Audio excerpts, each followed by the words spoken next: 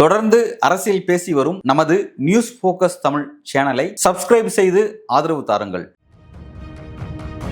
எல்லா பிரச்சனைகளும் தமிழக வெற்றி கழகம் கையில் எடுத்து களம் காண்டிட்டு எல்லாத்தையும் எடுத்து எல்லா பிரச்சனைகளும் இருக்கு. கவின் ஆணவ கொலைக்கு எங்க போனார் அவரு? கவின் ஆணவ கொலைக்கு தான் விஜய் இல்ல உங்களுக்கு என்ன தேவையோ அது இங்க வராது. இல்ல நீங்க என்ன நினைக்கிறீங்கன்னா தாவேக்கா விமர்சனம் தான் பண்ண முடியும், ஆட்சியாளர்களுக்கு தான் குற்றச்சாட்டுகள் வைக்கணும். நீங்க சொன்ன சமூக நீதி இங்க இல்லை, நீங்க சொன்ன புதிய விடியல் இங்க இல்லை. 1000 விமர்சனங்களையும் குட்டி கதைகளையும் திமுக காரர்களுக்கு சொல்லித்தர வேண்டிய அவசியம் இல்லை. இவர்கள்ட்ட இருக்கக்கூடிய பூச்சாண்டித்தனம் பிஜேபி வந்துடும். எதுக்காக ஒட்டுமொத்த அரசியலும் பயப்படுறீங்க? 1.5 வருஷத்துக்கு முன்னாடி தேர்தல் முகவர் கூட்டம் ஏன் நடத்துறீங்க? திமுகவோ அதிமுகவோ பாஜகவோ இவரை பார்த்துன ஒரு பயம் இருக்குது. கூட்டணி நிச்சயமாக உடையும், அதுல மாற்று கருத்தே கிடையாது. பலமெல்லாம் இல்லை, பலவீனமான கூட்டணி தான் இது திமுக கூட்டணி. பலமான கூட்டணினா இங்க பேச்சுவார்த்தை நடத்த வேண்டிய அவசியமே இல்லை. இன்னைக்கு பேசக்கூடிய அத்தனை கட்சி தலைவர்களும் திமுகவை எதிர்த்து இன்னும் 5 மாத காலத்துல பேசுறாங்களா இல்லையான்னு பாருங்க. காட்சிகள் அப்படி மாறப்போகுது. ஆட்சிகள் மாறிடுச்சு, ஆட்சி மாற்றம் தான் சொல்றேன்.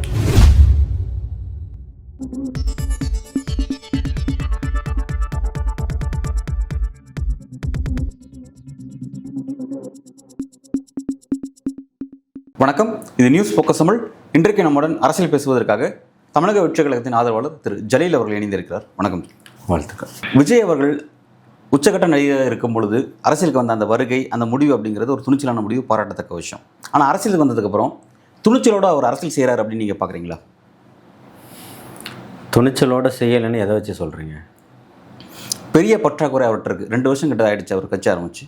பெரிய அளவில் முக்கியமான மக்கள் ஆதரவு, மக்கள் சந்திக்கக்கூடிய பிரச்சனையை எதிர்த்து அவர் கையில் எடுத்து அரசியல் பண்ணுற மாதிரியோ, இல்லை பத்திரிகைகளை சந்திச்சு இருக்கிற பிரச்சனை என்ன அப்படிங்கிற மாதிரி பேசுகிற மாதிரியோ ஒரு துணிச்சலோடு அரசியல் செய்கிற மாதிரியான நடவடிக்கை அவர்கிட்ட பார்க்க முடியலையே. பத்திரிகையாளர்களை சந்தித்து இருக்கக்கூடிய பிரச்சனையை சொல்கிறதுக்கு இங்கே எதுவுமே இல்லை. எதுவும் இல்லையா? ஒவ்வொரு நாளும் இல்லை, பத்திரிகையாளர்கள்ட்ட சொல்கிறதுக்கு எதுவும் இல்லை. ஆனால் அவர் என்னென்ன பண்ணணுமோ அத்தனை மக்கள் பிரச்சனைகளையும் களத்தில் நின்றுகிட்டு இருக்கிறாரு. கண்டன அறிக்கைகள் கொடுத்துக்கிட்டு இருக்கிறாரு. போராட்டங்கள் தொடர்ச்சியாக நடந்துகிட்டு இருக்குது. எல்லா பிரச்சனைகளும் தமிழக வெற்றி கழகம் கையில் எடுத்து களம் காண்டுகிட்டு இருக்கு. எல்லாத்தையும் எடுத்து எல்லா பிரச்சனைகளும் இருக்குது. கவின் ஆணவ கொலைக்கு எங்கே போனார் அவர்? கவின் ஆணவ கொலைக்கு தான் தேர்தல் மேலாண்மை பொதுச் செயலாளர் அண்ணன் ஆதவர்ஜுனா அவர்கள் மூலியமாக அவர்களுடைய ஒப்புதல் பேரில் கண்டன அறிக்கை. விஜயோட விஷயம் என்னன்னு கேட்டேன். அதாவது ஆதவர்ஜுனா இருக்காருன்னா அவர் தனியாக அவர் ஒரு கட்சியில் இருக்காரா? அதாவது விஜய் அரசியல் இல்லை. நான் என்ன கேட்கிறேன், தமிழக வெற்றி கழகம் யாருடையது? விஜயோடையது. அதுல இருந்து தானே கண்டன அறிக்கை வந்திருக்குது. அதாவது விஜய் இல்ல உங்களுக்கு என்ன தேவையோ அது இங்க வராது. நீங்க என்ன நினைக்கிறீங்கன்னா உங்களுடைய தேவைக்கு ஒரு கேள்வி கேட்குறீங்க, அது உங்களுக்கான பதில் வராது. மக்களுக்கு என்ன தேவையோ ஒரு கட்சினா கட்சியினுடைய கட்டமைப்பு என்னவோ அதுதான் இங்க நடக்கும். அந்த கட்சியில 4 பேர் 5 பேர் இருப்பாங்க. அது யார்கிட்ட இருந்து வேணா கண்டன அறிக்கைகள் வரும். அதாவது அந்த பாடிக்கு, ஜெனரல் பாடிக்கு உட்பட்டது, லாக்கு உட்பட்டது. என் கேள்வி உள்வாங்கிட்ட பதில் சொன்னா நல்லா இருக்கும்னு சொல்லுங்க. அதாவது நாங்கிற தனிப்பட்ட நபர்கள் யாரும் கிடையாது. இங்க ஜெர்னலிஸ்டா உட்காந்துக்கிட்டு மக்களுடைய பெர்ஸ்பெக்டிவ், மக்கள் எதிர்பார்க்குற விஷயங்களை தான் ஒவ்வொரு கட்சியை நோக்கி, ஒவ்வொரு கட்சி தலைவரை நோக்கி எழுப்பக்கூடிய கேள்வி. சரியா? அதுக்கு அந்த தலைவர்கிட்ட என்ன இப்போ அஜித் விவகாரம் இருக்கு. அஜித் விவகாரத்துக்கு நீங்கள் சர்வீஸ் ஆச்சுங்க, ரைட், ஓகே. அது விஜய் டேரெக்டாக சர்வீஸ் ஆச்சாங்கிறத பார்த்தோம். அதே மாதிரி அந்த ஏற்கனவே நம்ம திருநெல்வேலியில் நடந்த அந்த சின்னதுரை அவருடைய பிரச்சனையும் டேரெக்டாக சர்வீஸ் ஆச்சார்னு பார்த்தோம். விஜய் டேரெக்டாக போனான்னு பார்த்தோம். இப்போ இந்த இடத்துல ஏன் போகல அப்படின்ற ஒரு கேள்வி. அவர் போக மாட்டேன்னு போக மாட்டேன்னு சொல்லலாம். இப்போ நீங்கள் ஆதவர்ஜுனா போனார், அதோட முடிஞ்சு போச்சு அப்படின்னு சொல்கிறீங்களே நீங்கள். நான் கண்டன அறிக்கை கொடுத்தாருன்னு சொன்னேன். அதாவது என்னோட கேள்வி என்னன்னா, முக்கியமான சில பிரச்சனை, சென்சிட்டிவான சில பிரச்சனை, அந்த பிரச்சனையில விஜயோடைய கவனம் எங்க? நாங்களும் என்ன சொல்றோம்னா, அவர் போக மாட்டாருன்னு சொல்லல. அவர் போகிறதுக்கு அங்க கவின் வீட்டுக்கு போகலன்னு இங்க யாருமே சொல்லல. நிச்சயமா கவின் வீட்டுக்கு போறாரு. அதுல மாற்றம், அவர் எப்போ போவார், அதுல எந்த மாற்றம் முடிஞ்சதுக்கு அது இப்போ அவர் சொல்லிதான் அன்னைக்கு போனாரா? யார் சொல்லி? அன்னைக்கு அஜித்குமார் வீட்டுக்கு போகும்போது நீங்க எல்லாம் சொல்லிதான் போனாரா? நீங்கள் திரும்ப நீங்கள் ஒரு விஷயத்தை புரிஞ்சுங்க. தாவேக்கா மீது, விஜய் மீது தார்மீக சில கேள்விகள் அவர் நோக்கி வந்துட்டு இருக்கு. அந்த கேள்வி தாவேக்கா மீது இருக்கக்கூடிய தார்மீக கேள்விகளுக்கு தான் நாங்க என்ன சொல்றோம்னா, நீங்க வைக்கக்கூடிய குற்றச்சாட்டுகள் தான் இங்க வைக்க முடியும். புரியுதுங்களா? இங்க எந்த குற்றமும் நடக்கப்படலை, விமர்சனங்கள் தான் வைக்க முடியும், குற்றச்சாட்டுகள் வைக்க முடியாது. புரியலையே என்ன சொல்றீங்க? தாவேக்கா விமர்சனம் தான் பண்ண முடியும், ஆட்சியாளர்களுக்கு தான் குற்றச்சாட்டுகள் வைக்க முடியும். ஓகே இல்லையா? இப்ப இருக்கிறது தமிழக வெற்றி கழகம்ன்றது பொதுச் செயலாளரோ அண்ணன் சிடிஆர் நிர்மல்குமார் அவர்களோ, கொள்கை பரப்புதனுடைய செயலாளர் அவர்களோ, பொதுச் செயலாளரோ, அல்லது தேர்தல் பொறுப்பாளர் இருக்கக்கூடிய மேலாண்மை பொதுச் செயலாளரோ அவர்களுக்கு அறிக்கை கொடுக்கறதுக்கு முழு அதிகாரம் இருக்குது தலைவரனுடைய ஒப்புதலின் பேரில். அந்த ஒப்புதலில் அந்த அறிக்கையில் தெளிவாக தலைவர் அவர்களுடைய ஒப்புதலின் பேரில்ன்றது இடம்பெற்றிருக்குது. தமிழக வெற்றி கழகத்தினுடைய லெட்டரில் அந்த அறிக்கை வந்திருக்குது. இதை தாண்டி தமிழக வெற்றி கழகம் என்ன பண்ணலை? நீங்கள் தமிழகம் வெற்றி கழகம் என்ன பண்ணிச்சின்னு சொல்கிறீங்க, ஆதவர்ஜினா தான் அது கொடுத்தாருன்னு சொல்கிறீங்க, விஜய் இவர் கொடுக்கல, எல்லாமே ஒன்று தான் நான் சொல்கிறேன். அது அப்படி தான் எடுத்துக்கணும், மக்கள் அதை அப்படி தான் எடுத்துக்கணும். ஆமாம், நிச்சயமாக தாவேகா அது அப்படி தான் சொல்லுது. தமிழக வெற்றி கழகத்தினுடைய பயிலா அப்படி தான். அதன்படி என்ன ஸ்ட்ரக்சர் கொண்டு வந்திருக்கோமோ தலைவரோ பொதுச் செயலாளரோ இணை பொதுச் செயலாளரோ அல்லது தேர்தல் மேலாண்மை அவர்களுக்கு எந்த அதிகாரம் கொடுக்கப்பட்டிருக்குதோ அவர்கள் அந்த அதிகாரத்தில் செயல்பட்டுக்கிட்டு இருக்காங்கன்னு சொல்லப்போ. அதாவது சில சென்சிட்டிவான சில பிரச்சனைகளுக்கு அவர் டைரெக்டாக இறங்கி வராரு. மற்ற விஷயம் இப்போ வந்து அண்ணா யூனிவர்சிட்டி மாணவி பிரச்சனை சீரியஸான விஷயமா மாறுச்சு. இப்போ அந்த பொழுது வந்து ஆளுநர் போய் சந்திச்சார், சில விஷயத்தை பற்றி கோரிக்கை வச்சார். நான் ஏற்கனவே சொன்ன மாதிரி பல விஷயங்களுக்கு அவர் டைரெக்டாக வந்திருக்கிறார். அதை நான் ஏற்கனவே சின்ன திரை விஷயத்தில் வர மாட்டாருன்னு நாங்கள் சொல்லலையேன்ற. இல்லை, அதாவது என்னன்னா இதுக்கு நீங்கள் ஆதவர்ஜனை கை கட்டுறீங்களே, மற்றதுக்கு அதுக்கு ஆதவர்ஜனை கை கட்டிருக்கலாமே. அப்போல்லாம் அவர் டைரெக்டாக வந்தார். இதுக்கு இன்னும் அந்த புள்ளிக்குள்ளேயே தான் சுற்றி இல்லை. என் கேள்வி நீங்கள் ஃபுல்லாக புரிஞ்சுக்கிட்டீங்கன்னா நான் புரிஞ்சுக்கிட்டேன். நீங்கள் என்ன நினைக்கிறீங்க? அவர் அந்த அறிக்கையை வாசிக்கணும், அவர் அதை சொல்லணும். இப்பவும் சொல்கிறேன், அவர் வேற தமிழக வெற்றி கழகம் வேற இல்லை, ரெண்டும் ஒன்று தான். புரியுதுங்களா? ரெண்டு கண்ணாக இருந்தாலும் பார்வை ஒன்று தானே. இல்லை, இப்போ என்னோட கேள்வி நான் எப்படி வைக்கிறேனே, இப்போ திமுக ரொம்ப லேட்டராக தான் சர்வீஸ் ஆச்சாங்க. ஸ்டாலின் அவர்கள் லேட்டராக தான் அந்த விஷயத்துக்கு வந்து பேசினார். சம்மந்தப்பட்ட கவின் சப்ஜெக்டில் சம்மந்தப்பட்ட விஷயத்தில் அவர் வந்து லேட்டராக ஃபோனில் பேசினார். எடப்பாடி பழனிசாமி போல பேசினார். ஏன் நான் சொல்கிற விஷயத்தை நல்லா புரிஞ்சுக்கோங்க. இல்லை, ஃபோனில் பேசினார். எங்கே வச்சு பேசினார்? எங்கே வச்சு பேசினார்? தூத்துக்குடி வச்சு பேசினார். ஏன் பக்கத்தில் தானே வீடு போக வேண்டியது தானே? இல்லை, என் கேள்வி நீங்கள் ஃபுல் வாங்கி நீங்கள் ஃபுல்லாக குறுக்க பேசிட்டு இருந்துச்சு. நான் என்ன கேள்வி கேட்கணும் உங்களுக்கு புரியாது. சரியா, ஃபஸ்ட்டு ஃபுல் வாங்கிங்க. அதாவது ஸ்டாலின் வந்து ரொம்ப லேட்டராக வந்து அந்த விஷயத்துக்கு சர்வீஸ் ஆச்சார். எடப்பாடி பழனிசாமி சர்வீஸ் ஆக்கவே இல்லை. பிரதான கட்சிகள் இவங்க தான், ஆளும் கட்சி எதிர்த்து பிரதான கட்சி. இப்போ இந்த மாதிரியான தலைவர்கள் அந்த மாதிரியான விஷயத்தில் கொஞ்சம் டிஸ்டன்ஸ் மெயின்டைன் பண்ணுற விஷயத்தை புரிஞ்சிக்க முடியுது. விஜய் சீக்கிரம் அந்த இடத்துக்கு வந்துட்டாரா? அவர் இப்போ தான் அரசியலுக்கு வராரு. இந்த மாதிரியான விஷயத்தை டச் பண்ணால் வாக்கு வங்கி நமக்கு பிரதான இடைநிலை சாதிகளோட வாக்கு வங்கி நமக்கு எதிராக திரும்பிடும் அப்படின்ற பயத்தோடு அதை விட்டு விலகி நிற்கிறாரு அப்படின்றது கொஸ்டின். இல்லை, நிச்சயமாக ஒருபோதும் மதவாதத்தோடவோ சாதிய பிளவுவாதத்தோடவோ வருபவர்களுக்கு தமிழக வெற்றி கழகத்தில் இடமில்லை. அதனால தான் முன்னாடி மதத்தை வைத்து பிளவுவாதத்தை வைத்து அரசியல் செய்வும் ஃபாசிச சிந்தனையான பிஜேபியோடு ஒருபோதும் கூட்டணி இல்லை. அவர் எங்களுடைய எதிரின்னு அறிவிச்சிருக்கிறாரு. இங்கே ஊழல்வாதிகள் எதிரின்னு அறிவிச்சிருக்கிறாரு. இதை சொன்ன இரண்டையும் ஒரே நேரத்தில் ஒரு மாநாடு மேடையில் பிரகடனப்படுத்தின தமிழகத்தில் வரலாற்றில் இருக்கக்கூடிய ஒரே தலைவர் அவராக தான் பார்க்கப்படுறாரு. இப்பவும் சொல்கிறோம், இந்த பிரச்சனை அப்படி ஆணவ படுகொலையாக மட்டும்தான் இது பார்க்கப்படுதே தவிர்த்து சாதிக்குள்ள அரசியல் சிக்குன்ற எந்த எண்ணத்திலையும் வரல. மக்களுடைய ஒரு பிரதிநிதியாவா இறந்து போன ஒரு குடும்பத்துக்கு பாதிக்கப்பட்ட மக்களுக்கு ஒரு மகனாக தான் வந்து நிற்கிறாரு. இப்போவும் அவர் எங்கே போகிறா இருந்தாலும் அந்த இதை ஒரு மிகப்பெரிய விளம்பரமோ போனதை ஒரு விளம்பரமோ அவர் பண்ணிக்கிறதுல நீங்கள் பார்த்துருப்பீங்க கடந்த காலங்களில். யோசனமாக இருக்குது. இல்லை பிரதர், இப்போவுமே நம்ம என்ன சொல்கிறோம் தோழர், அவர் போக மாட்டாருன்னு அன்னைக்கு கூட பார்த்தீங்கன்னா அந்த தம்பி இறந்து அவருடைய உடல் வாங்கப்படலை, ஆனால் அவர் வரப்போறாருன்னு தவறான ஒரு செய்தி கேட்டு ஏகப்பட்ட கூட்டம் வடி நெழுகணும் நிற்குது. எங்கே? தூத்துக்குடி டோல்கேட்டில் இருந்து நின்றுக்கிட்டு இருக்கு. ஒவ்வொரு இடத்துலையுமே கூட்டங்கள் இருந்துக்கிட்டு இருக்கு. அது தவறான தகவல்னு நிறைய பேருக்கு அதுக்கப்புறமா அறிவுறுத்தப்பட்டது, போயாச்சு. அஜித்குமார் அவர்களுடைய வீட்டுக்கும் எந்த தகவலுமே இல்லாமல் போயிட்டு பார்த்துட்டு வந்துட்டார். இதை ஒரு அரசியல் படுத்தணும்னோ இல்லை நம்மக்கிட்ட இன்றைக்கி வந்து ஒரு பெரிய கூட்டம் இருக்குது, இதை வச்சு ஆதாயம் தேடிக்கணுன்ற எந்த அவசியமும் இல்லை.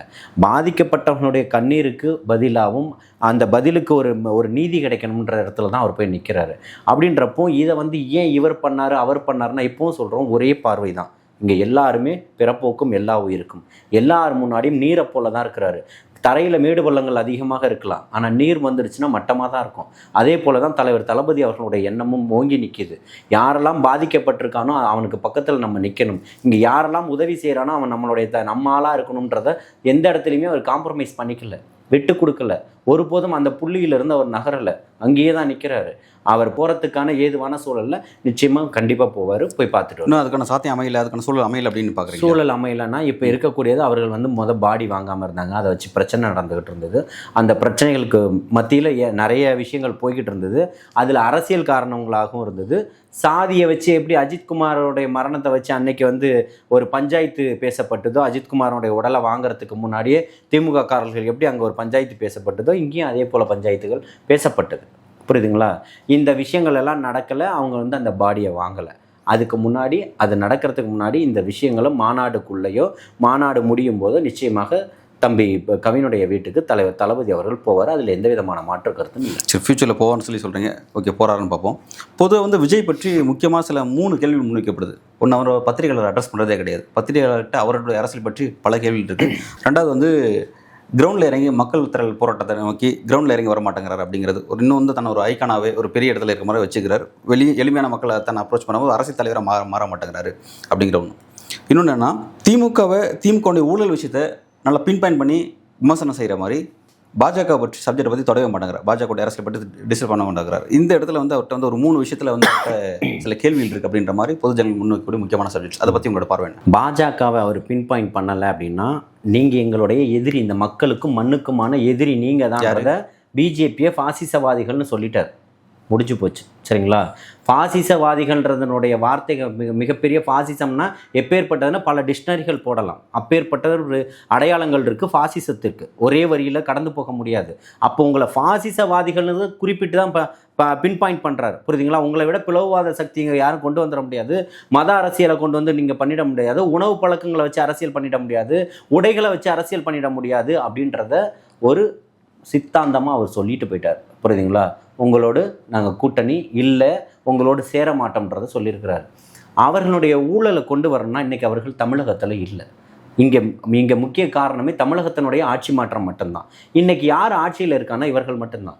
இன்றைக்கி அதிமுக 4-5 பிரிந்து கிடந்தாலும் எடப்பாடியார் தலைமையில் தான் ஒரு அதிமுக இருந்தாலும் முந்தா நாள் கோர்ட்டு வந்து அந்த வழக்கு அவருடைய இதை தள்ளுபடி பண்ணி அதை விசாரணைக்கு எடுத்துக்கிச்சு. இப்போ திருப்பியும் ஓபிஎஸ்னுடைய கை ஓங்கியிருக்கு. புரியுதுங்களா?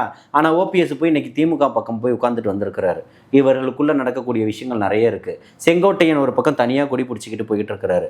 அப்போ அதிமுகவை விமர்சிக்க வேண்டிய அவசியம் இங்கே இல்லை. இங்கே தமிழகத்தில் திமுக தான் இன்றைக்கி ஆளக்கூடிய கட்சியாக இருக்குது. 10 ஆண்டுகள் நடந்த ஆட்சியை விமர்சனம் பண்ணி தான் நீங்கள் ஆட்சிக்கு வந்தீங்க. ஊழல் இல்லாத தமிழகத்தை உருவாக்குவோம்னு சொன்னீங்க. உங்கள் ஆட்சியில் ஊழல்களும் ரவுடித்தனங்களும் அதிகரிச்சிருக்குது. இல்லை, நீங்கள் திமுக விமர்சனம் மட்டும் திமுக எதிர்த்து அரசியல் பண்ணுறதுல சந்தேகம் கிடையாது. அதை பற்றி விஷயங்கள் பிஜேபியை பண்ணுறதுக்கு தமிழகத்தில் பிஜேபி இல்லை. பிஜேபிக்கு எப்போவுமே அடுத்த குதிரை மேலே ஏறி தான் சவாரி செய்யணும். அதுக்கு இப்போ அதிமுகன்றதை மிரட்டி உட்கார வச்சு அந்த குதிரையில் ஏறி உட்காந்துக்கிட்டு இருக்கு. அந்த குதிரை அதை எப்போ கீழே தள்ளி விட்டுட்டு எங்கே ஓடி போகுன்றது தெரியாது. தமிழகத்தில் ஒரே விஷயம்தான். இப்போது 10 பேர்கிட்ட சண்டை போடுறதுக்கும் ஒருத்தட்ட சண்டை போடுறது தான் முடிவு. அந்த ஒருத்தர் யாருன்றதை முடிவு பண்ணியாச்சு. புரியுதுங்களா? இவர்கள் எல்லாமே இந்த பக்கம் நின்றுகிட்டு இருக்கக்கூடியவர்கள், இடது பக்கம் நின்றுகிட்டு இருக்கு. நமக்கு நேரடியாக களத்தில் நிற்கக்கூடியது திமுக மட்டும்தான். அப்போ இன்னைக்கு திமுகவை தான் பேச முடியும், அடிக்க முடியும்னு சொல்கிறோம். என்ன மற்ற கேள்வி கேட்டேனே, என்ன வந்து பத்திரிகைகளை ஏன் சந்திக்க மாட்டேங்கிறார் அப்படின்னு சொல்லி பத்திரிகையாளர்கள் அதே மாதிரி வெகுஜன மக்கள் மத்தியில் ஏன் வந்து அரசியல் செய்ய மாட்டேங்கிறார் விஜய் அப்படிங்கிறது கேட்டது. அதாவது பத்திரிகையாளர்களுடைய சந்திப்பு தன்னுடைய சுற்றுப்பயணத்தின் அப்பந்தான்னு தெளிவுபடுத்திட்டார். புரியுதுங்களா? அதுக்கு முன்னாடி எந்த விதமான பத்திரிகையாளர்கள் சந்திப்பும் கிடையாது. சுற்றுப்பயணத்தின் அப்போ எல்லா பத்திரிகையாளர்களுடைய கேள்விகளுக்கும் பதில் சொல்லுவேன், எல்லாத்தையுமே பார்ப்பேன்றது ஏற்கனவே தெளிவுபடுத்திட்டார். இப்போ 2வது மாநாடும் நடந்துகிட்டு இருக்குது. புரியுதுங்களா? எல்லா இடத்துக்கும் போகிறாரு. சுற்றுப்பயணம் வந்து மாநாடு முடிஞ்சவொடனே தேதியே அடுத்த மாதங்களில் அறிவிக்கப்படும். அதுக்கான சுற்றுப்பயணத்துக்கான வேலைகளும் நடந்துகிட்டு இருக்கு. இப்போது அதுக்கடுத்த உங்களுடைய கேள்வி, மக்கள் மத்தியில் ஏன் சந்திக்கப்படணும்? பரந்தூருக்கு போனார், மக்களை சந்திக்கலையா? தங்கை அனிதா வீட்டுக்கு போனார், மக்கள் பிரச்சனையை பேசலையா? இங்கே இப்போ தூத்துக்குடி துப்பாக்கி சம்பவம் நடக்கும்போது போனார், மக்கள் பிரச்சனையை பேசலையா? ஈழத்தமிழர்களுக்கான போராட்டத்தில் பங்கெடுத்திருக்கிறாரு, உண்ணாவிரதம் இருங்க சொல்லியாரு. புரியுதுங்களா? வேங்கை வயல் பிரச்சனையை பேசுகிறாரு. அது சொல்லி முடிச்சாரு. அப்புறம் உங்களுடைய கேள்வியை முன்வைங்க. வேங்கை வயல் பிரச்சனையை பேசுகிறாரு. அது வரைக்கும் சமூக நீதிக்கான அரசு எந்த நடவடிக்கையும் எடுக்கலை. அதுக்கப்புறம் உடனடியாக 3 பேரை கைது செய்யுது. அண்ணன் திருமா உடனே ஓடி போகிறார். இது வந்து யார் குற்றம் சாட்டியிருக்கானோ அவனையே நீங்கள் வந்து அவன் குற்றவாளின்னு சொல்கிறீங்க. வழக்கை வந்து சிபிஐக்கு மாற்றணும்னு. வழக்கை சிபிஐக்கு மாற்றிட்டாங்களா? மாற்றலை. வெகுஜன மக்களில் களத்தில் இறங்கியிருக்கிறாரு. அண்ணா பல்கலைக்கழக மாணவி பிரச்சனையில் உள்ளே இறங்கி வந்திருக்கிறாரு. தம்பி அஜித்குமாரனுடைய மரணத்தை கையில் எடுத்து அதற்கு முன்னாடி நடந்த 24 ஆண்டுகளில் மட்டும் நடந்ததை பேசுகிறார். இந்த அதுக்கு முன்னாடி நடந்ததும் இருக்குது. இதையெல்லாம் ஃபெனிக்ஸ் ஜெயராஜ் விஷயத்தில் நீங்கள் எப்படி பொங்கி எழுந்தீங்களோ அதுக்கப்புறம் உங்களுடைய ஆட்சி காலத்தில் இது நடந்திருக்குன்னு பின் பாயிண்ட் பண்ணுறார். இப்போ இந்த 24 பேருக்கு மட்டும் அவர் நீதி கேட்டு போராட்டம் நடத்தலை. ஃபெனிக்ஸ் ஜெயராஜ் விஷயத்தில் நீங்கள் எப்படியெல்லாம் பேசுனீங்க? ஆனால் இன்னைக்கு ஏன் உங்கள் ஆட்சியில் 24 பேர் மரணமாயிருக்கான இதுக்கான காரணம் என்ன சொல்கிறீங்கன்னு கேட்குறாரு. 10 ஆண்டுகளுடைய ஆட்சியை முடிவு கட்டிட்டு தானே நீங்கள் வந்தீங்க. அப்போ இதுக்கு பதில் சொல்லுங்கன்னு சொல்கிறாரு. இல்லை அதெல்லாம் நம்ம பார்த்தோம். அதாவது நீங்கள் சொன்ன மாதிரி இங்கே வந்தார் அப்படிங்கிறத நம்ம பார்த்தோம். இது போதுமானதுன்னு நீங்கள் நினைக்கிறீங்களா, இல்லை விஜய் நினைக்கிறாரா? ஏன்னா விஜய்கிட்ட அரசியல் பற்றாக்குறை இருக்குது, துணிச்சலோட அரசியல் செய்ய மாட்டேங்கிறாரு, களத்துக்கு வர மாட்டேங்கிறாரு அப்படிங்கிற விமர்சனம் தான் அவர் திமுக வந்து நீதிமன்றங்களில் பின்வாங்கும் போதும் வக்ஃபு சட்ட போராட்டத்துக்கு தமிழக ஆளுங்கட்சி கண்துடைப்புக்காக அனைத்து கட்சி கூட்டம் போச்சு. அதுலேயும் தமிழக வெற்றி கழகம் பங்கெடுத்துக்குச்சு. ஆனால் அதன் பிறகு தமிழகம் முழுக்க ஒரே நாட்கள் ஒரு வெள்ளிக்கிழமை அன்னைக்கு எல்லா இடங்கள்லையுமே போராட்டங்கள் அரங்கேற்றது தமிழக வெற்றி கழகம் தான். தமிழக வெற்றி கழகத்தினுடைய சார்பில் வக்ஃபு பிரச்சனைக்கு அபிஷேக் மன்வி அவர்களை வந்து இப்போ வழக்கறிஞராக நியமனம் செஞ்சு அவர் தான் நாங்கள் வாதங்களை எடுத்து வச்சாரு. திமுகவின் சார்பை எந்த வழக்கறிஞர் வந்து அங்கே வக்ஃபு விஷயத்தில் திமுக வழக்கு எதுவும் தொடுக்கல அப்படிங்கிறீங்களா? தொடுத்த வழக்குல ஏன் ஆர்கியூ பண்ண வரலன்னு இல்லை ஆர்கியூ பண்ணல அப்படிங்கிறத நீங்கள் சொல்கிறீங்களா? ஏன் வரலன்னு கேட்குறேன். உச்சநீதிமன்றத்தில் கபில் சிபல் சார்பாகவும் அபிஷேக் மனு சிவி சார்பாகவும் வாதங்களை வச்சு திமுக ஸ்டேட்மெண்ட் அதை இந்தியா கூட்டணி அலையன்ஸ் சார்பாக வச்சிருந்தாங்க. அதாவது பெட்டிஷன் அலையன்ஸாக தான் நீங்கள் அதை காட்டிக்கிட்டீங்களே தவிர்த்து நீங்கள் போகலை. நல்லா புரிஞ்சுக்கணும். நீங்கள் அனைத்து கட்சி கூட்டம் நடத்துனீங்க, வழக்கு தொடுத்தீங்க, எல்லாமே பண்ணீங்க. தமிழக வெற்றி கழகம் அபிஷேக் மன்வியை வச்சிருந்தது, புரியுதுங்களா? அவர் வாதாடினாரு. நீங்கள் உங்களுடைய வழக்கறிஞரை அதை தான் மேற்கோர் தான் காட்ட முடிச்சுது. அதுதான் எங்களோடது, ஸ்டிக்கர் ஒட்டுறது போல தான் நீங்கள் பண்ண முடிஞ்சதை தவிர மக்கள் பிரச்சனையில் நீங்கள் இல்லை. இப்போ நீதிமன்றம் சார்ந்த இந்த சட்ட ரீதியான போராட்ட விருப்பம் வச்சுப்போம். இப்போ நான் மக்கள் மன்றத்தை பற்றி தான் பேசிட்டு இருக்கேன். இப்போ என்னோட அதை பற்றி கேட்கும்போது இல்லை மக்கள் அதை தான் சொல்கிறேன். இப்பேற்பட்ட சட்டங்களுக்குமே பாசிச பிஜேபியை எதிர்த்து இந்த மாதிரி மக்களுடைய ஒரு சிறுபான்மை நலனுடைய சட்டங்கள் பாதிக்கப்படுது, மக்கள் பாதிக்கப்படுறாங்கன்றதுக்கு பகிரங்கமாக இவர்கள் போல கபல நாடகம் ஆடலை. திமுக போல கள்ளத்தனமான ஒரு நாடகம் ஆடல. திமுக என்ன கபட நாடகம்? திமுக பிஜேபியோட ஒரு கள்ள கூட்டணியை தான் மெயின்டைன் பண்ணிக்கிட்டு இருக்குது. எப்படி புரியுற மாதிரி விளக்குங்களேன். இன்னும் என்ன புரியணும் உங்களுக்குன்னு கேள்வி. எப்படி கபட நாடகம் சொல்லுங்க புரியல. உங்களுக்கு உங்களுடைய மாட்டின அமைச்சர்களை வெளியில் எடுக்கணும்னா பிஜேபி தேவை. எந்த மாட்டின அமைச்சர்கள்? எத்தனை பேர் இப்போ இவரு செந்தில் பாலாஜி உள்ள இருக்கும்போது ஓடினீங்களே, மறந்துட்டீங்களா? எங்க பொன்முடி விவகாரத்தில் ஓடி போய் அன்னைக்கு ஆளுநரை சந்திச்சு அன்னைக்கு பேசுனீங்களா, மறந்துட்டீங்களா? டெல்லிக்கு போயிட்டு வந்தீங்களே, மறந்துட்டீங்களா? இன்னைக்கு 1000 கோடி டாஸ்மாக்ல ஊழல்னு சொல்லும் போது இதுவரை போகாத ஒரு முதல்வர் நிதி ஆயோக் கூட்டத்தில் போயிட்டு சமரசம் பண்ணி மோடியினுடைய புகழ் பாடினாரா இல்லையா? நெறியாளர் தானே சொல்லுங்க, பத்திரிகையாளர் தானே சொல்லுங்க. இல்லை என்ன நீங்கள் சொல்றது புரியல. செந்தில் பாலாஜி விவகாரம் அவர் அமைச்சர் நீடிக்கூடாது சுப்ரீம் கோர்ட்டோட வாதம். அது வந்து ஜாப் ராக்கெட் கேஸ். அந்த விஷயத்தில் ஜட்மெண்ட் என்ன? அந்த இடத்துல மத்திய அரசாங்கம் அவர்கள் யார் வழக்கு தொடுத்ததோ அவங்க பின்வாங்கிக்கிட்டாங்க. அவங்க ஒரு இசைவு கொடுத்துக்கிட்டாங்க. புரியுதுங்களா? ஆமா, அது இப்போ எங்க செந்தில் பாலாஜி விவகாரம் கேஸ் மத்திய அரசு கேஸ் கிடையாது. நல்லா சப்ஜெக்ட் தெளிவாக புரிஞ்சுக்குங்க. திமுக தொடுத்த வழக்கு கிடையாது. பணம் கொடுத்து ஏமாந்தவங்க தொடுத்த வழக்கு. அவர்கிட்ட பணம் கொடுத்து ஜாப்காக பணம் கொடுத்து ஏமாந்ததுனால அந்த வழக்கு வந்து அவருக்கு எதாவது கையாளப்படுது சுப்ரீம் கோர்ட். அந்த வழக்கை RS பாரதி தான் கொண்டு போறாரு நீதிமன்றத்துக்கு, திமுகவினுடைய தரப்புல. புரியுதுங்களா? அப்போ அவங்க அதிமுக சார்பில் இப்போ அமைச்சராக இருந்தப்போ இந்த மாதிரி ஏமாத்திட்டாரு அப்படின்ற மக்களுடைய குரலை கொண்டு போறாரு. அதன் பிறகு திமுகவில் இவர் சேர்ந்ததுக்கு அப்புறம், திமுக ஆட்சி போனதுக்கு அப்புறம், அதிமுகவினுடைய ஆட்சி காலாவதி ஆனதுக்கு அப்புறம் இவர்கள் வரும்போது அந்த வழக்கை அப்படியே கிடப்புல போட்டவொன்னா அவர்களை கூப்பிட்டு சமரசம் பண்ணிட்டோன்னும் போது நீதிமன்றம் அவர்களை தானா எடுத்து தான் இந்த வழக்கை நடத்துதை தவிர்த்து பாதிக்கப்பட்டவர்கள் யாரும் போகல. பாதிக்கப்பட்ட வழக்கு போகாது. பாதிக்கப்பட்ட திரும்ப அதுக்கப்புறம் அழைக்கப்பட்டார்கள். நல்லா புரிஞ்சுக்கணும். வழக்கு தொடுத்தது திமுக தான். இல்லை நான் சொல்ற விஷயம், அதாவது செந்தில் பாலாஜியோட அந்த ஜாப் ராக்கெட் கேஸை பொறுத்த வரைக்கும் ஹைகோர்ட்டில் அந்த ஒரு சமரசன்ற பேரில் முடிச்சிட்டாங்க ஒரு கட்டத்தில். இவர் திமுக போகும்பொழுது அந்த சப்ஜெக்ட் முடிஞ்சிருச்சு. அதன் பிறகு செட்டில்மெண்ட் பண்ணல, பேச்சபடி செட்டில்மெண்ட் கொடுக்கல அப்படிங்கிறது அவருக்கு எதிராக அடுத்த சார்ஜாக மாறுது. அந்த சார்ஜ் யார் மூலமாக தொடுக்கப்படுதுன்னா பணம் கொடுத்து ஏமாந்தாங்க இருக்காங்க பார்த்தீங்களா? அந்த நபர்கள் இந்த 54 தான் இருக்காரு, ஒருத்தர் பேர் மறந்துட்டேன். இந்த மாதிரி நபர்கள்லாம் இருக்காங்க. அவங்கலாம் எங்களுக்கு வந்து செட்டில்மெண்ட் பண்ண தான் சொன்னாரு, பட் பணத்தை ஏமாத்திட்டாருன்னு சொன்னாங்க. அதுக்கப்புறம் அந்த வழக்கு அவருக்கு எதிராக கையாளப்படுது. அவர் அமைச்சராக நீடிக்க. இது வந்து போன முறையா இருக்கும். இது போன முறையா இருக்கும். அவர் வெளியில கொண்டு வந்த முறையை சொல்லுங்க. எப்படி கொண்டு வந்தாங்க? அது வெளியில கொண்டு வந்த நீதித்துறையை சமாதானப்படுத்தி தான் வெளியில கொண்டு வந்திருக்காங்க. நீதிமன்றம் என்ன ஒரு விஷயம் வச்சாங்கன்னா அவர் அமைச்சராக இருக்கக்கூடாது அப்படின்ற ஒரு கட்டளை சொன்னாங்க. அதுக்கான அவர் இருக்கிறதுனால விசாரணை எந்த அளவுக்கு பாதிக்கப்படுதுன்னு சொன்னாங்க. அதன் அடிப்படையில் அவர் அமைச்சர்ன்றது நீக்க போறாரு. உடனே அதுக்கு ஒரு ஜாமீன் கிடைக்குது, வெளியே வர. இதான விஷயம். கேஸ் இன்னும் ட்ரையல் போயிட்டு தான் இருக்கு. பட் அவர் ட்ரையல் எல்லாமே போகலாம். நான் இல்லை நீங்க இது எப்படி பாஜக முடிச்சு போறீங்கனால புரிஞ்சுக்க முடியல. அவருக்கு நிதி ஆயோக் கூட்டத்துக்கு போனீங்கல்ல, அது வேற சப்ஜெக்ட், இது வேற சப்ஜெக்ட். இல்ல இப்ப செந்தில் பாலாஜி சொல்லிடுறேன், ஒரு சப்ஜெக்டை முடிக்கிறேன். நிதி ஆயோக் கூட்டத்துக்கு போனீங்கல்ல, நிதி ஆயோக் கூட்டத்தில் மோடியை புகழாரம் பண்ணீங்களா இல்லையா? என்ன புகழாரம் பண்ணார் புரியலையே. என்ன ஆதாரம் இருக்கு? என்னது? அதாவது இந்த மாநிலத்தில் ஒன்றியத்தில் மோடியினுடைய ஆட்சி தான் சிறந்த ஆட்சின்னு புகழாரம் பாடிட்டு வந்தார். இல்ல இதே முதல்வர் அப்படிதான் பேசியிருக்காரு. அதாவது நிதி ஆயோக் கூட்டத்தில் தமிழ்நாடு பெற வேண்டிய நிதி சார்ந்த பிரச்சனை நீடிச்ச பிரச்சனையாக இருக்குது. ஸோ அதுக்காக நான் சந்திச்சுட்டு நிதி சார்ந்து கோரிக்கை வச்சிருக்கேன், செவி சாய்க்கிறதா சொல்லியிருக்காரு அப்படின்னு சொன்னார். அவர் சொன்னதெல்லாம் இல்லை, நல்லா புரிஞ்சுக்கங்க. அங்கே பேசுனதை தான் சொல்கிறேன். அவர் வெளியில் வந்து சொன்னதை கேட்கல. ஓகே, அந்த கூட்டத்தில் அவர் பேசினார் இல்லையா, நிதி ஆயோக் கூட்டத்தில் பேசினதை சொல்கிறேன் நான். நிதி ஆயோக் கூட்டத்தில் மோடி ஆச்சு புகழ்ந்து பேசினாருங்கிறீங்களா? ஆமாம், புகழ்ந்து பேசினாரா? ஆமாம். அப்படி ஒரு செய்தி எங்கேயுமே படிக்கவில்லையே. நல்லா உங்களுக்கு நான் அனுப்பி தரேன் பாருங்க. இந்த நாட்டில் சிறப்பான ஒரு ஆட்சியை நீங்கள் கொடுக்குறீங்கன்றதை சொல்லியிருக்கிறார். இல்லை, நான் பத்திரிகையாளர் தான் இருக்கேன், பல பத்திரிகை படிக்கிறேன், அந்த மாதிரி செய்தி எதுலையும் படிச்சது நானும் படித்தது தான் நானும் சொல்கிறேன். கண்டிப்பாக நான் தரேன், புரியுங்களா? மறுக்கல, நிச்சயமாக அந்த மாதிரி உங்களுக்கு செய்தி அனுப்புகிறேன். மோடியை புகழாரம் பாடிட்டு தான் வந்தாங்க. அதுக்கு தான் ஒட்டுமொத்த கூட்டமும் அவரை விமர்சனம் பண்ணிச்சு.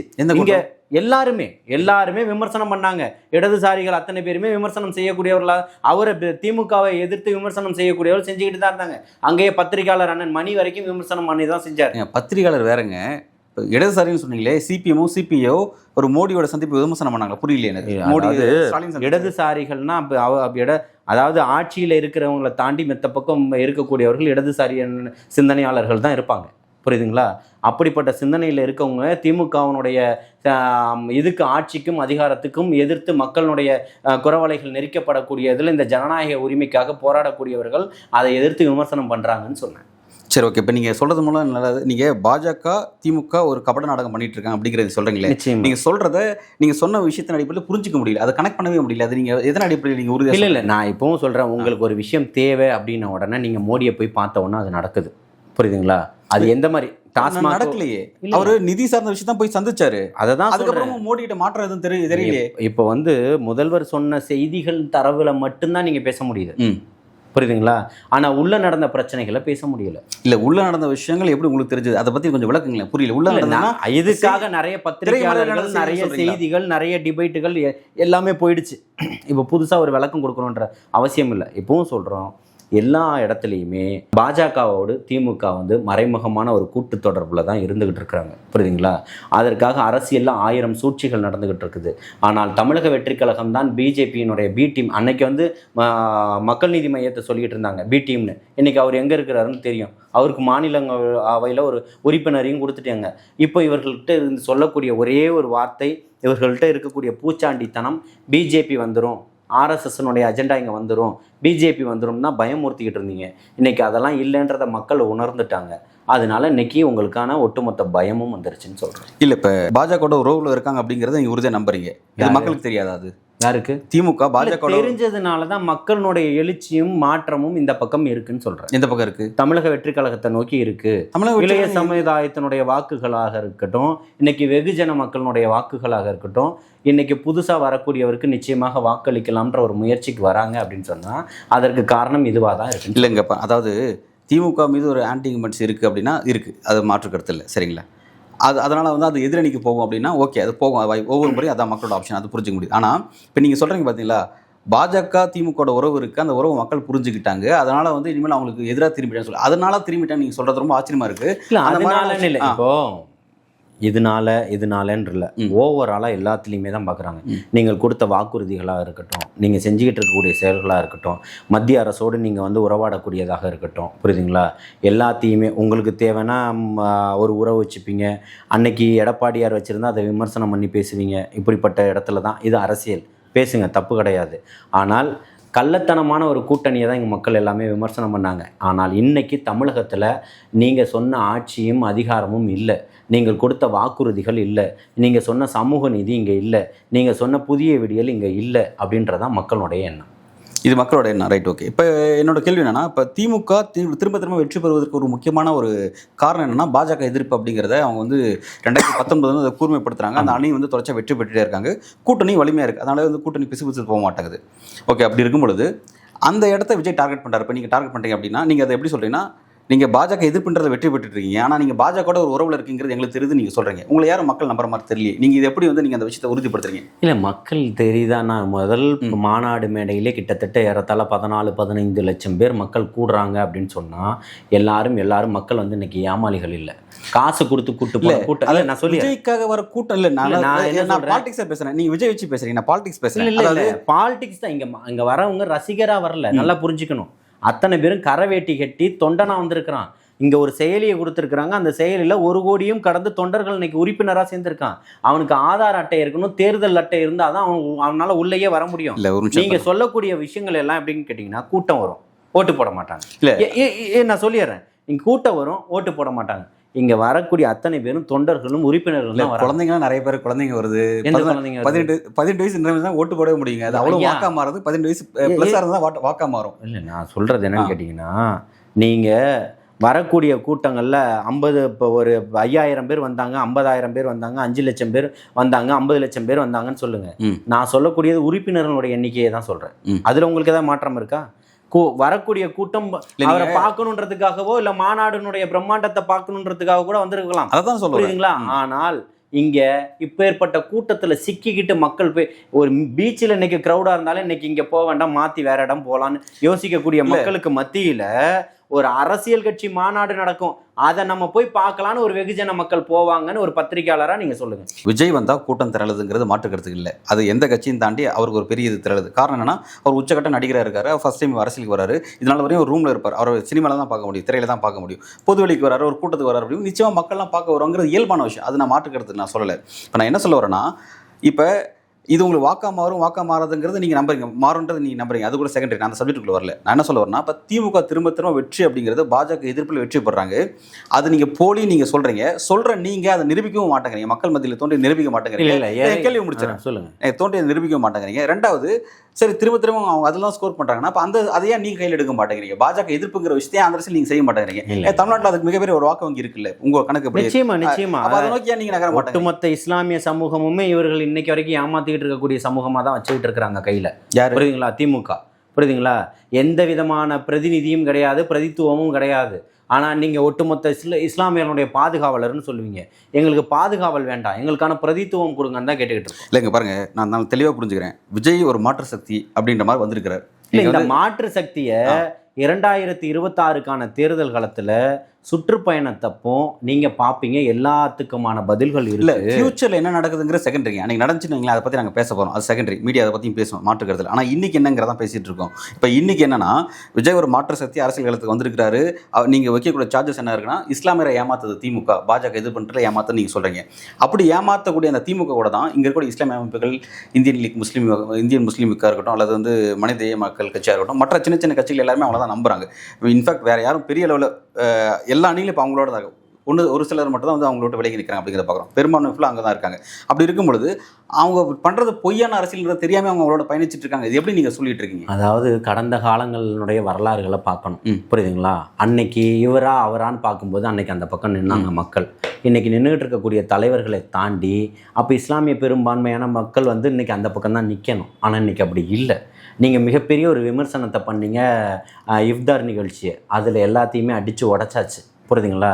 இன்றைக்கி இஸ்லாமியர்கள் வரமாட்டாங்க, ஆள் இல்லாத கூட்டமாக தான் இருக்கும், எத்தனையோ விமர்சனங்களை வச்சிங்க. அழைப்புதல் கொடுக்கப்பட்டவர்களுக்கு மட்டும்தான் அங்கே அனுமதின்னு சொல்லியிருந்தாங்க. ஆனால் கூட்டம் பார்த்தீங்கன்னா எப்படி இருந்ததுன்றதை நீங்கள் பார்த்துருக்கீங்க. நீங்கள் ஈவெண்ட்ஸ் இல்லை நல்லா புரிஞ்சுக்கங்க. இல்லை அதுக்காக பேச வரல. நீங்கள் ஒரு ஈவெண்ட்டாக கடந்து போக வேண்டியதானே. அதையே இவ்வளோ எடுத்து எல்லாருமே டிபேட் பண்ணி இவ்வளோ பேச வேண்டிய அவசியம் என்ன இருக்குது? அவரை ஒரு ஈவெண்ட்டாகவே பாருங்கள். எதுக்காக ஒட்டுமொத்த அரசியலும் பயப்படுறீங்க? 1.5 வருஷத்துக்கு முன்னாடி தேர்தல் முகவர் கூட்டம் ஏன் நடத்துறீங்க? தமிழக மக்களை மீட்போம், மக்களை காப்போம், தமிழகத்தை மீட்போம் ஒரு பயணம் எதுக்கு போயிட்டு இருக்கீங்க? ஓரணியில் தமிழ்நாடு புதிய விடியல் வந்துருச்சு. என்ன இப்போ மக்களுடன் ஸ்டாலினுக்காக போயிட்டு இருக்கிறீங்க. மக்கள் பணத்தை எடுத்து கிட்டத்தட்ட 18 கோடியை செலவு பண்ணியிருக்கிறதா உங்களை மாதிரி ஒரு ஊடகவியலாளர் தான் சொல்லிக்கிட்டு இருக்கிறாரு. இந்த பணங்கள் ஏன் செலவு பண்ணிக்கிட்டு இருக்கிறீங்க? உங்களுடைய பெயரை பயன்படுத்தக்கூடாதுன்னு நீதிமன்றம் சொல்லுது. எல்லாத்துலேயுமே அதையும் தாண்டி நீதிமன்றம் வெள்ளிக்கிழமை சொல்லியும் சனிக்கிழமை நீங்கள் அதே விஷயத்த பண்ணுறீங்க. டிவி சண்முகம் போட்ட வழக்கு அவருக்கு எதிராக போயிடுச்சு. அவர் 10 லட்சம் அபராதம் போட்டிருக்காங்க. ஸ்டாலினோட பேர் பயன்படுத்தலாம்னு சொல்லிட்டாங்க. சப்ஜெக்ட் முடிஞ்சிருச்சு. நீங்கள் சப்ஜெக்ட் மாற்றிக்கோங்க. இல்லை இப்போ சப்ஜெக்ட் மாறிடுச்சு. இல்லை இதுக்கு மக்கள் பணம் தான் தேவையான்னு கேட்குறேன். இவ்வளோ வந்து திமுக விஜயை பார்த்து பயத்தில் தான் இவ்வளவு செய்கிறாங்க அப்படிங்கிறது நீங்கள் கருதுறீங்களா? இப்பவும் சொல்கிறேங்க, திமுகன்னு இல்லை, திமுகவோ அதிமுகவோ பாஜகவோ இவரை பார்த்துன ஒரு பயம் இருக்குது. இப்போ நீங்கள் சொன்னீங்க இல்லையா, எல்லா தலைவர்களும் அங்கே இருக்காங்க அப்படின்னு சொல்லிட்டு. கூட்டணி நிச்சயமாக உடையும், அதில் மாற்று கருத்தே கிடையாது. இன்னும் 4 மாதங்கள் காத்திருங்க. உங்களுக்கு இன்னும் அதிகப்படியான சுட செய்திகள் எல்லாமே இருக்குது, நிறைய விவாதத்துக்கு இருக்குது. நாளும் ஒரு பிரேக்கிங் செய்திகள் இருக்குது, முக்கிய செய்திகள் இருக்குது.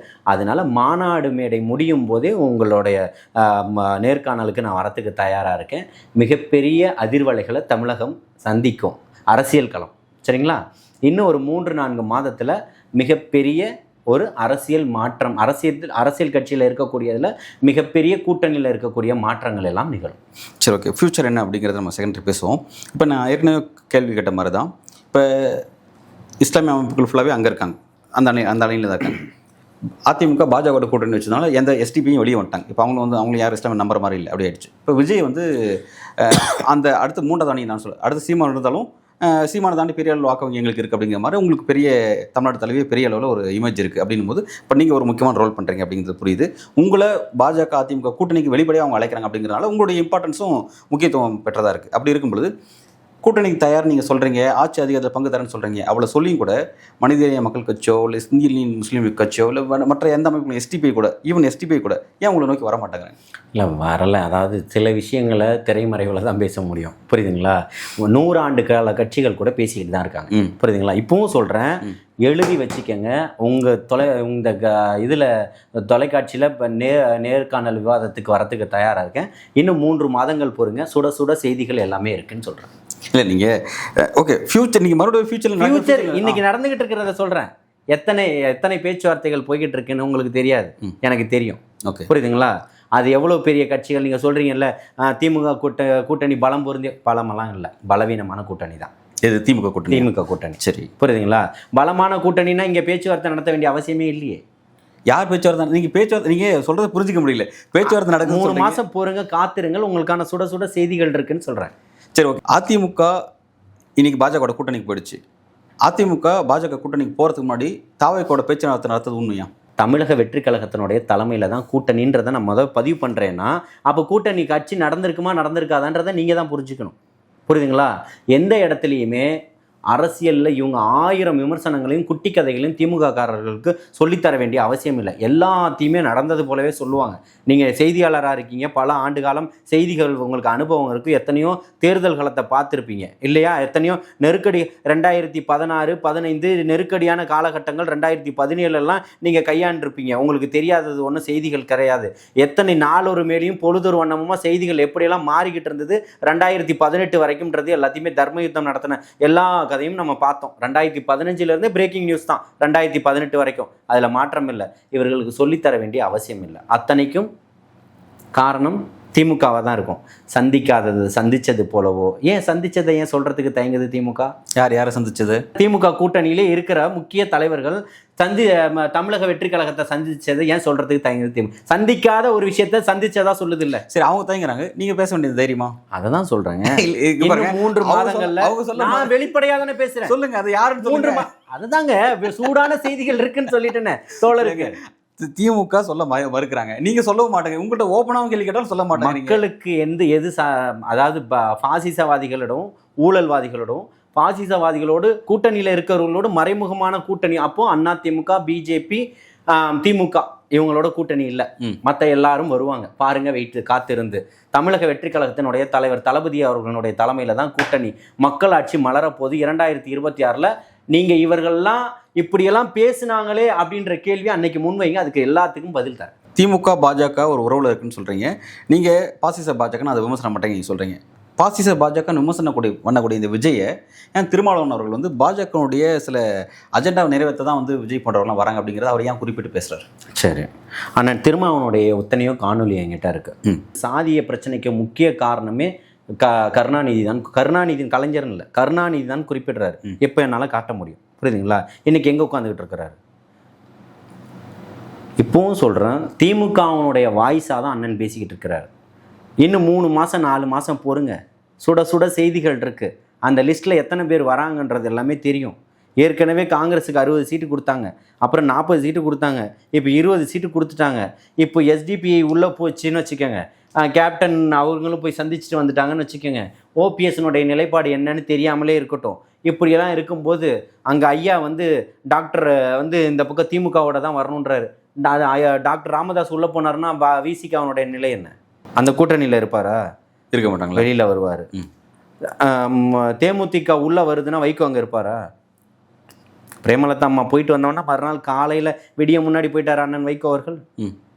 வைகோ விமர்சனம் பண்ணாத திமுகவை இன்னைக்கு எப்படி சொர்க்கமாக மாறிடுச்சுன்னு கேட்குறேன். இன்னைக்கு பேசக்கூடிய அத்தனை கட்சி தலைவர்களும் திமுகவை எதிர்த்து இன்னும் 5 மாத காலத்தில் பேசுகிறாங்களா இல்லையான்னு பாருங்கள். இந்த களம் அப்படியே இந்த காட்சிகள் அப்படியே மாறப்போகுது அப்படிங்க. ஆட்சிகள் மாறிடுச்சு, ஆட்சி மாற்றம் தான் சொல்கிறேன். உறுதியாக நம்புறீங்க. ஓகே, இந்த கணக்குகள் மூலமாகவே தேர்தலை வெற்றி பெற்ற முடிச்சிடும் அப்படிங்கிற விஜய் நம்புறாரா? ஏன்னா கணக்குகள்ன்றது இல்லை, அதாவது தேர்தல் வெற்றிக்கு கூட்டணிங்கிறது வேணும், அது ரொம்ப முக்கியமானது. ஆனால் எல்லாத்தையும் தாண்டி அந்த கூட்டணி வழிநடத்தக்கூடிய கட்சிக்கு தலைமை பண்பு ரொம்ப முக்கியம், அரசியல் அனுபவம் ரொம்ப முக்கியம். இந்த மாதிரியான சில விஷயங்கள்லாம் இருக்குது. அதுவெல்லாம் என்னன்னா மக்களோட பழகி அதன் அடிப்படையில் மக்களோட பிரச்சனைகளை வெளிப்படுத்துறது மூலமாக அந்த நம்பிக்கை வரும். அந்த மாதிரியான கணக்குகள் பற்றி விஜய்லாம் அந்த ரொம்ப குறைச்சி மதிப்பிட்டார்ல, அந்த மாதிரியான விஷயம் ஏன் அவர்கிட்ட தென்படவே மாட்டாங்க? அதுவும் ஒரு முக்கியமான விஷயம். அதெல்லாம் இருக்கிறதுனால தான் 100 ஆண்டுகள் கட்சிகள் கூட இன்னைக்கு உங்க பக்கம் வரணும்னு ஆசைப்படுறாங்க. 100 ஆண்டுகள் கட்சினா புரியலையே, காங்கிரஸ் குறிப்பிடுறீங்களா? நான் இவர்கள் இல்லை, புரியுதுங்களா? அந்த மாதிரி பண்புகள் இருக்க போய் தான் இவர்களுடைய எண்ணங்கள் எல்லாம் இவரோட கூட்டு வைக்கணுன்ற ஆசைக்கு வராங்க. தமிழகத்தில் மிகப்பெரிய ஒரு மாற்றம் வரும்ன்றத நம்புகிறாங்க. சரி, அப்போ நீங்கள் சொல்லக்கூடிய அந்த கட்சிகள்லாம் விஜயோடைய தலைமை ஏற்றுக்கு தயாரிட்டாங்க. 100 ஆண்டுகள் கட்சிகள் விஜய் ஆளட்டும், நாங்கள் விஜய் கூட வந்து அமைச்சர்கள் எடுக்க போகிறோம் அப்படின்றதுக்கு வந்துட்டாங்க அவங்களாம் 100 ஆண்டுகள் கட்சிகள். அதனால தானே பேச்சுவார்த்தை நடந்துகிட்டு இருக்கு, அதனால தானே முக்கிய செய்திகள்லாம் இருக்குது, காத்துருங்கன்னு சொல்கிறோம். நீங்கள் சொல்கிற எந்தளவுக்கு உறுதியான செய்தி அப்படிங்கிறது தெரியல. ஓகே, சில சுவாரஸ்யமான செய்திகள் ஒரு நாட்களில் காத்திருக்கு அப்படிங்கிறீங்க. பார்க்கலாம். மிக்க நன்றி, வாழ்த்துக்கள்.